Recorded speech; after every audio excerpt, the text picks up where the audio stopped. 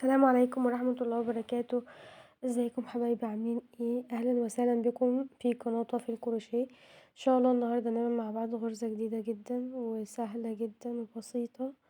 اتمنى تعجبكم واتمنى الفيديو يكون يعجبكم وتتفرجوا عليه لحد نهايته يعني. هنبتدي الفيديو بتاعنا بعدد هو طريقته جديدة شوية. هو في الاخر يعني بنحوله لمربع. اولا بنبتدي نعمل السلاسل بتاعتنا بتبقى عدد ضعفات العدد 3 وفي الاخر بنزيد عليها 1. تمام. برجع بشتغل بدخل في كل سلسلة واخد لفة وبترجع معايا اللفات اللي انا عملتها كلها ببقيها معايا على الابرة. تمام. وبرجع في الاخر اخرج من كل 2، اخد لفة واخرج من 2 لحد ما اخلص اللفات اللي هي معايا على الابرة كلها، وبعدها ببدأ اشتغل في العينة بتاعتي.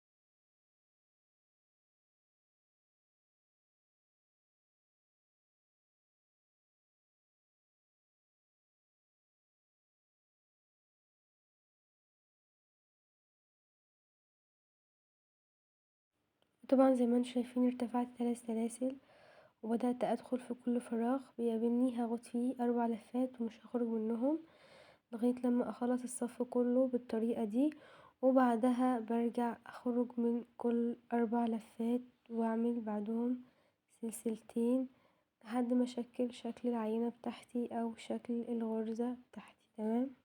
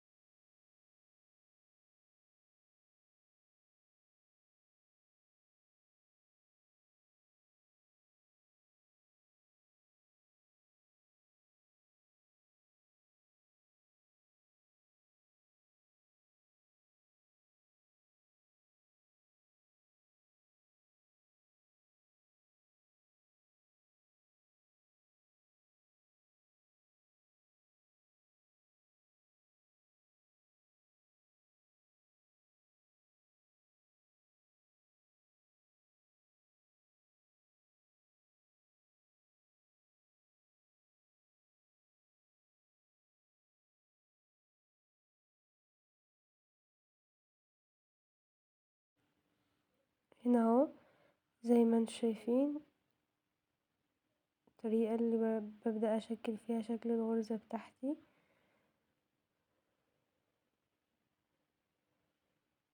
هي صعبة شوية بس بصراحة بتدينا شكل جميل اوي في الاخر. ليها كذا طريقة برضو تانية نقدر ان احنا نشتغلها بيها.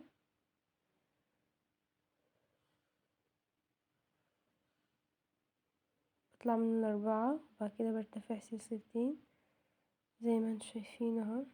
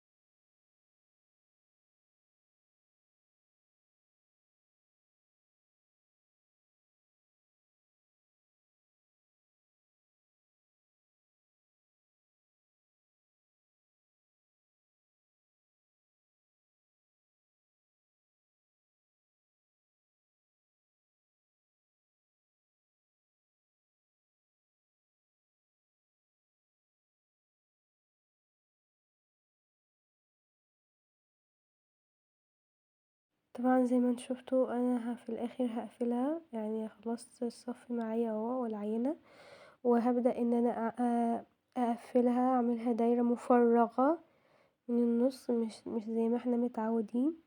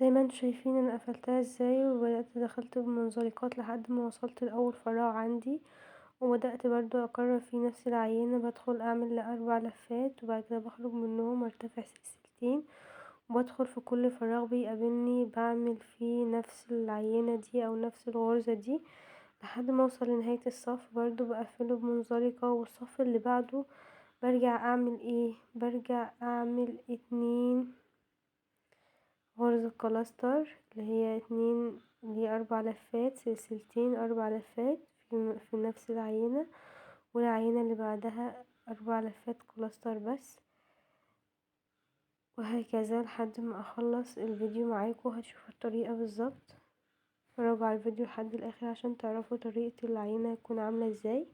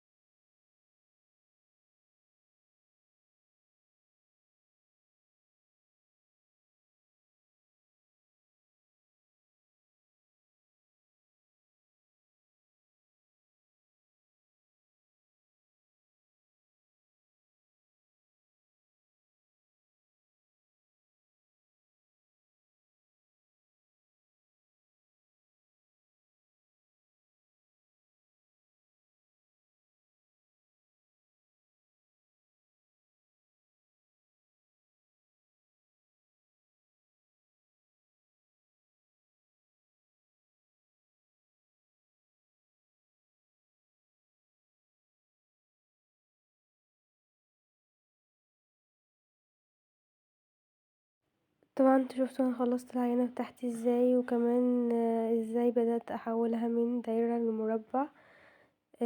بدأت زاوية. طبعا انتوا شفتوا ازاي انا خلصت العينة بتاعتي، اللي هي الدايرة اللي هي عبارة عن غرزة كلاستر. وكمان شفتوا، او لو انتوا اتفرجتوا على الفيديو لحد نهايته هتشوفوا ازاي هبدأ احولها من دايرة لمربع. طبعا بشتغل على حسب بقى العينة بتاعتي انا عاملاها قد ايه. ببدأ اعد الغرز اللي عندي وببدأ اوازيها، اللي هو بعمل 4 زوايا، وفي الباقي بشتغل عواميد بلفة عادية. في كل فراغ هعمل 3 عمود بلفة، وباجي في فراغ في ال4 فراغات الباقيين بعمل فيهم 3 عمود بلفة، سلسلتين 3 عمود بلفة، لغاية لما اتحولت معايا مربع بالشكل ده. هنا قفلتها بمنزلقة. هي عبارة عن دايرة مفرغة مش مقفولة تمام زي ما احنا متعودين. اتمنى الفيديو يكون عجبكم. السلام عليكم ورحمة الله وبركاته.